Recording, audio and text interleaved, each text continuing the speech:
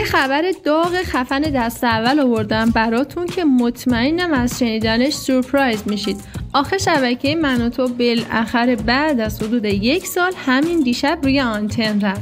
اگر ندیدین همین حالا سرچ بکنید و تصاویرش رو ببینید و اگر میخواید فرکانس های جدید رو برای دریافت شبکه من و تو بدونید لطفاً تا انتهای این ویدیوی جنجالی و حال خوب کن با ما همراه باشید.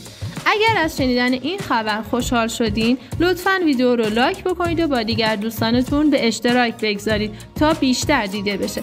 اگر به حواشی هنرمندان و سلبریتی ها و حواشی از این دست علاقه‌مندید لطفاً از پایین همین ویدیو دکمه سابسکرایب و زنگوله رو فعال بکنید تا به محض آپلود ویدیوی جدید زودتر از بقیه با خبر بشید و از خبرهای داغ و جذاب جا نمونید.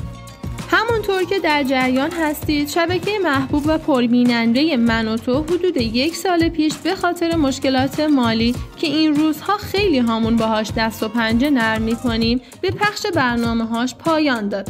اما توی شبکه‌های اجتماعی مثل یوتیوب، اینستاگرام و تلگرام همچنان فعال بود و با مردم و مخاطبینش در ارتباط بود. از همون موقع که من و تو تعطیل شد خیلی ها گفتن که این تعطیلی موقتیه و شبکه من و تو برمیگرده. مجریان شبکه من و تو هم هیچ موقع این رو کتمان نکردن و در پاسخ به سوالات بینندگان میگفتن که ما داریم همه تلاشمون رو میکنیم که برگردیم، اما زمانش رو نمیتونیم دقیق بهتون بگیم چون خودمون هم نمیدونیم. ناگفته نمونه که از زمان تعطیلی شبکه من و تو شایعات و حواشی بسیاری برای این شبکه درست شد و حرف و حدیث های بسیاری بود.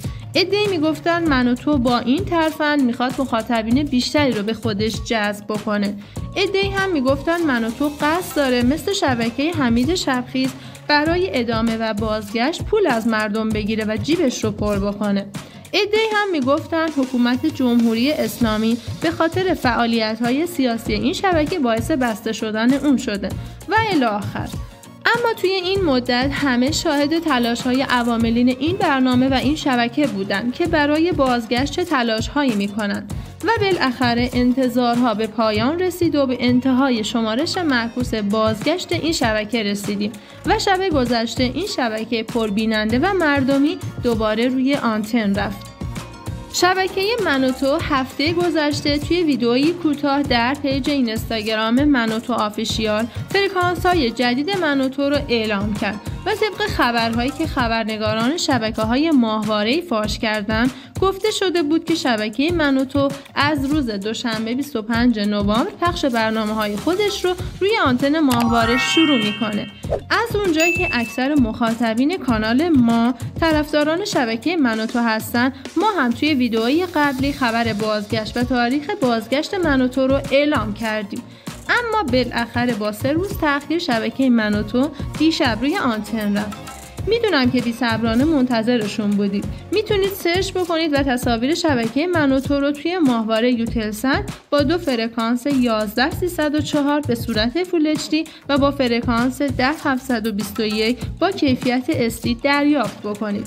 گفته میشه که شبکه من و تو در ابتدا به مدت 3 هفته پروموشن یا ویدیوهای تبلیغاتی و معرفی برنامه‌های جدیدش رو پخش میکنه تا مخاطبین خودش رو بیشتر بکنه و بعد از اون هم برنامه‌های اصلی رو شروع میکنه.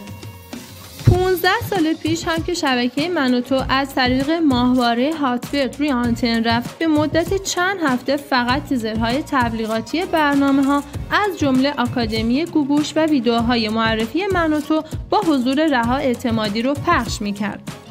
جالبه بدونید که شایعاتی هم هست مبنی بر این که بعد از جدایی رها اعتمادی و گوگوش گویا رها اعتمادی مجدد قصد همکاری با شبکه من و تو رو داره. حالا باید منتظر موند و دید که آیا این شایعه صحت داره یا نه. اگر اطلاعات دقیقی برسه توی ویدیوهای بعدی حتما اطلاع رسانی میکنیم. راستی اگر ویدیوهای جدایی خانم گوگوش و رها اعتمادی رو ندیدید در ادامه لینکش رو براتون میذارم که حتما تماشا بکنید و ببینید موضوع از چه قراره و چی باعث شد که این رابطه نسبتاً قدیمی و طولانی و عاشقانه به جدایی ختم بشه. آقای کیوان عباسی مدیر شبکه من و تو اعلام کرد درست 1 سال از روزی که پایان فعالیت من و تو رو اعلام کردیم میگذره در طول این 1 سال ما توی سفری دشوار و غیر قابل پیش بینی بودیم، ولی یک لحظه از فعالیت برای بازگشت غافل نموندیم. چیزی که روحیه ما رو حفظ کرده عشق و محبت و همراهی و حمایت شما از ما توی شبکه‌های اجتماعی بود. امروز با همت تیم زحمتکش من و تو بیشتر از همیشه به فصل آزمایشی شبکه در محیطی نو در دنیایی بسیار متفاوت‌تر از دنیای 1 سال قبل نزدیکتر شدیم. من و همسرم مرجان بالاخره از استودیوی بیلبندون، جایی که در 10 سال گذشته خونه ما بود و از اونجا از طریق برنامه‌های من و تو به خونه‌های شما می اومدیم، اسباب کشی کردیم. هر دوی ما از تیمی که در چند ماه گذشته سخت کار کرده و از فداکاری فوق‌العاده‌شون برای رسیدن به اینجا سپاسگزاریم. از صمیم قلب از مهر و استقبال بی‌پایان شما، از خبر بازگشت شبکه من و تو سپاسگزاری می‌کنیم. این محبت و اعتماد شما باعث شد که مصمم‌تر از قبل و با انرژی بیشتر قدم برداریم. دوستان خوبم، اگر شما هم جزو طرفداران پر و پا قرص شبکه من و تو هستید، لازمه که اعلام بکنم ما توی کانالمون یه پلیلیست داریم که درباره حواشی مجریان شبکه من و تو هستش. در ادامه لینکش رو براتون میذارم که حتما تماشا بکنید. اگر از دیدن این ویدیو و شنیدن این خبر خوشحال شدین، ممنون میشم که حتما اون رو لایک بکنید و با دیگر دوستانتون به اشتراک بگذارید تا اونها هم از شنیدن این خبر خوشحال بشن. لطفاً برای دیدن ویدیوهای بیشتر از کانال ما حتما اون رو سابسکرایب بکنید و زنگوله کنارش رو هم فعال بکنید تا به محض آپلود ویدیوهای جدید حتما بهتون اطلاع داده بشه. در ادامه هم دعوتتون میکنم که ویدیوهای پیشنهادی روی صفحه رو تماشا بکنید.